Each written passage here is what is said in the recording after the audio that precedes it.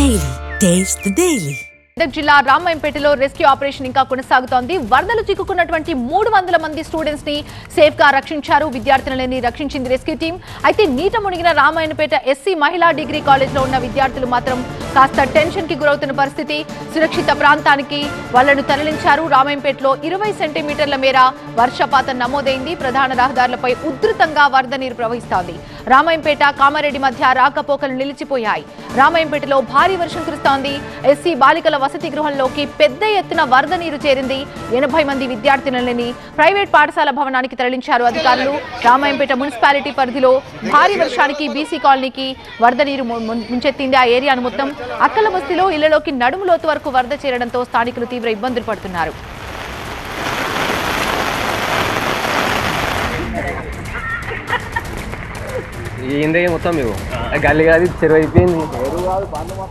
పూర్తి అప్డేట్స్ అందించడానికి మా ప్రతినిధి శివతేజ లైవ్ లో సిద్ధంగా ఉన్నారు. శివతేజ, అక్కడ ఉన్నటువంటి స్టూడెంట్స్ అందరినీ సేఫ్ ప్లేస్ కి మూవ్ చేసినట్టయినా ప్రస్తుత పరిస్థితి ఏంటి? అప్డేట్స్ ఏంటి? పూర్తి అప్డేట్స్.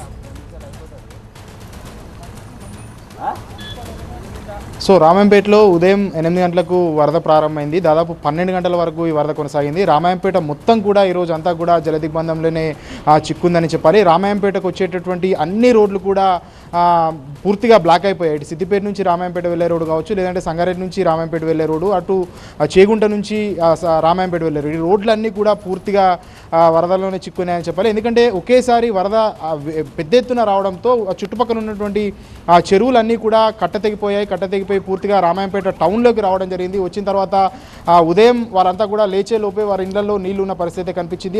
అదేవిధంగా అక్కడ ఉన్నటువంటి ఒక ఎస్సీ హాస్టల్లో కూడా దాదాపు 80 మంది విద్యార్థినులు వరదలోనే చిక్కున్నారు. వాళ్ళందరినీ కూడా ముందుగా రెస్క్యూ టీం బయటకు తీసుకురావడం జరిగింది. అనంతరం అక్కడే ఉన్నటువంటి ఏదైతే మహిళా డిగ్రీ కాలేజ్ ఉంటుందో అందులో దాదాపు 300 మంది విద్యార్థినులు ఉన్నారు. వారంతా కూడా ఆ కాలేజీని చుట్టుముట్టు కూడా వరద చుట్టేసింది. వీరిని బయటకు తీసుకోవడానికి అధికారులకు చాలా ఇబ్బంది అయిందని చెప్పాలి. ఎందుకంటే అక్కడ నుంచి అధికారులంతా పోలీసులు జేసీబీని తీసుకొచ్చిన తర్వాత అందులో ఉన్నటువంటి 300 మంది విద్యార్థులను బయటకు తీసుకొని రావడం జరిగింది. ఇక తహసీల్దార్ ఆఫీస్ కావచ్చు, ఇట్లా ప్రతిదీ కూడా రామాయంపేట పూర్తిగా జలదిగ్బంధంలోనే మునిగిపోయిందని చెప్పాలి. మరోవైపు ఏదైతే జాతీయ రహదారి 675D అనేటటువంటి జాతీయ రహదారి ఉంటుందో అది వరంగల్ నుంచి ఇటు రామాయంపేటకు వెళ్ళేటటువంటి ప్రధాన రహదారి. ఆ రోడ్డు కూడా పూర్తిగా ఏదైతే డ్యామేజ్ అయిపోయింది. కోనాపూర్ అనేటటువంటి విలేజ్ వద్ద పెద్ద ఎత్తున వరద నీరు అంతా కూడా రావడంతో పూర్తిగా రోడ్డు కొట్టుకుపోయిన పరిస్థితి, పూర్తిగా రోడ్డు బ్లాక్ అయింది. ఇక రామాయంపేట నుంచి కామారెడ్డికి వెళ్ళే పాత రోడ్డు కూడా పూర్తి స్థాయిలో కొట్టుకుపోయిన పరిస్థితి కనిపిస్తుంది.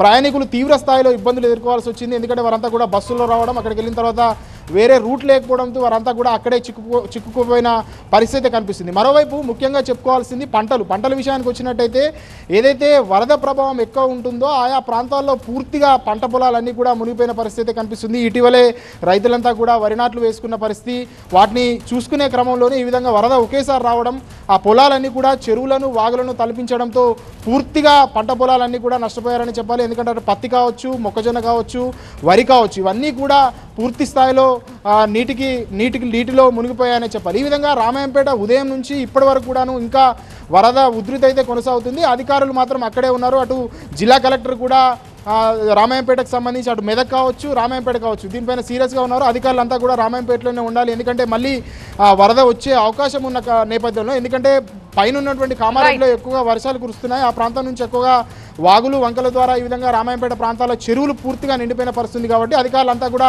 అలర్ట్ ఉండాలంటూ కూడా ఇప్పుడే జిల్లా కలెక్టర్ ఆదేశాలు ఇచ్చిన పరిస్థితి కనిపిస్తుంది.